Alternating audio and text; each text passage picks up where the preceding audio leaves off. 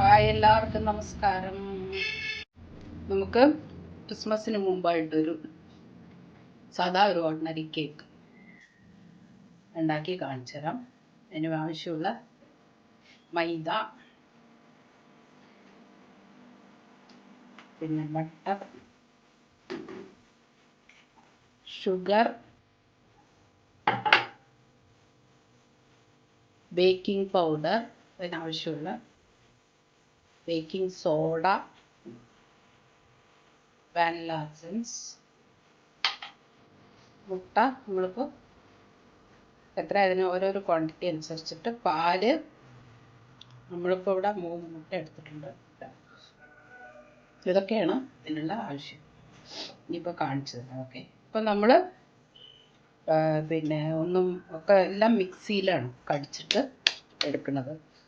ഇപ്പോൾ ഓവനില്ലാതെ നമ്മൾ ഒരു തവ വെച്ചിട്ട് അതിലാണ് സ്റ്റീം ചെയ്ത് എടുക്കുന്നത്. അങ്ങനെയും ഉണ്ടാക്കിയാലും നല്ല സോഫ്റ്റ് കേക്ക് ഉണ്ടാവും. ആദ്യം ഇപ്പോൾ മുട്ടയിട്ടു, 3 മുട്ടയിട്ടു. ഇപ്പോൾ നമുക്ക് അതിനാവശ്യമുള്ള ഓയിലിട്ടു,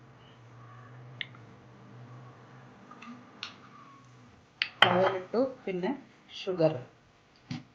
ഇതിപ്പോൾ അതിന് കറക്റ്റായിട്ടുള്ള ഇതൊന്നും പറയുന്നില്ല കേട്ടോ. നമുക്ക് ആവശ്യമുള്ള ഓരോരുത്തർക്കും ഓരോരോ ഷുഗറിൻ്റെ എത്ര അനുസരിച്ചിട്ട് അത് അറിയാം. 4,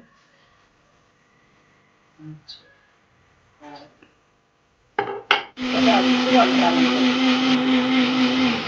മിക്സിയിൽ നന്നായിട്ടിപ്പോൾ അടിച്ചു കൊണ്ടുവന്നു. വേണ്ട, നല്ല സോഫ്റ്റായിരിക്കും നമ്മൾ മിക്സിയിൽ അടിച്ചാലും.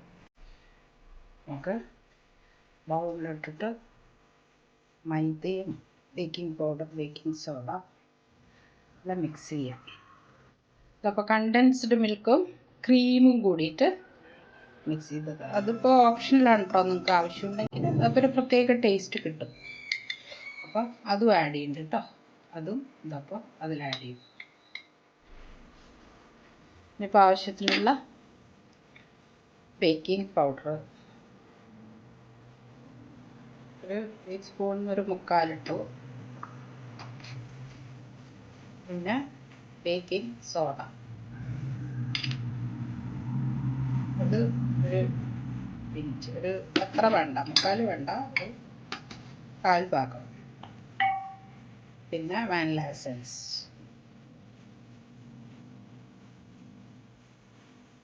ഒരു 6 ഡ്രോപ്സ് ഇട്ട് നന്നായിട്ട് മിക്സ് ചെയ്യുക. നമ്മൾ എത്ര നന്നായി മിക്സ് ചെയ്യുന്നു അതിനനുസരിച്ചിട്ട് നന്നായി വരും കേക്ക്. ഇനി നമുക്ക് മൈദ ആഡ് ചെയ്യാം. മൈദ ഇപ്പോൾ 1 കപ്പ് നമ്മൾ എടുക്കേണ്ടത്. ഇതിപ്പോൾ 1.5 കപ്പ് നമ്മൾ മൈദ ആഡ് ചെയ്തു. കുറച്ച് ബട്ടർ ഉരുക്കിയെടുക്കുക കേട്ടോ. ഒന്ന് ഓവനിൽ വെച്ചെടുത്താൽ മതി കേട്ടോ. ബട്ടർ അല്ലാണ്ട് അടുപ്പത്ത് വെച്ചിട്ടൊന്നും ഇതാക്കേണ്ട ആവശ്യമില്ല. ജസ്റ്റ് അതൊന്ന് ഉരുക്കിയെടുക്കാൻ ഓവനിൽ. കുറച്ച് ഉരുക്കിയ ബട്ടർ അതിലേക്ക് വയ്ക്കാം. പിന്നെ നമ്മൾ കേക്ക് ഉണ്ടാക്കുന്ന പാത്രത്തിലേക്ക് വയ്ക്കാനായിട്ട് എടുത്ത് വെച്ചിട്ടുണ്ട്. പാനിലിപ്പോൾ നമ്മൾ ഉണ്ടാക്കാൻ പോകുന്ന പാനിൽ മെൽറ്റഡ് ബട്ടർ ഇട്ടിട്ട് മെൽറ്റഡ് ബട്ടർ അപ്ലൈ ചെയ്തിട്ട് നമുക്ക് കൂട്ട് അതിലേക്ക് ഒഴിക്കാം.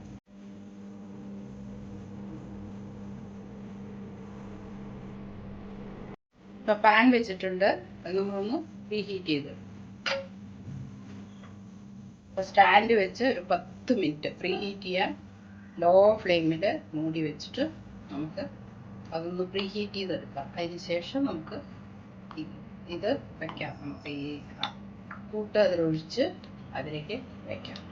കുറച്ച് തിക്കായിട്ടുണ്ട്. അത് നിങ്ങൾ നോക്കൂ കേട്ടോ എങ്ങനെയുണ്ട്. കുറച്ച് നമ്മൾ പാലൊഴിച്ചിട്ട് അതിനെ ഒന്ന് ശരിയാക്കി എടുക്കാം.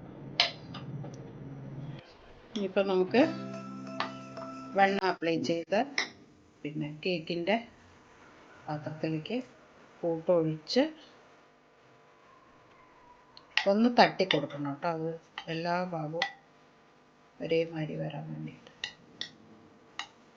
ഒന്ന് തട്ടി കൊടുത്തിട്ട് റീഹീറ്റ് ചെയ്ത പാത്രത്തിലേക്ക് ഇനിയിപ്പോൾ ലോ ഫ്ലെയിമിൽ നമുക്ക് അടച്ച് ഒരു 40 മിനിറ്റ്സ് വേണ്ടി വരും. ഓക്കെ,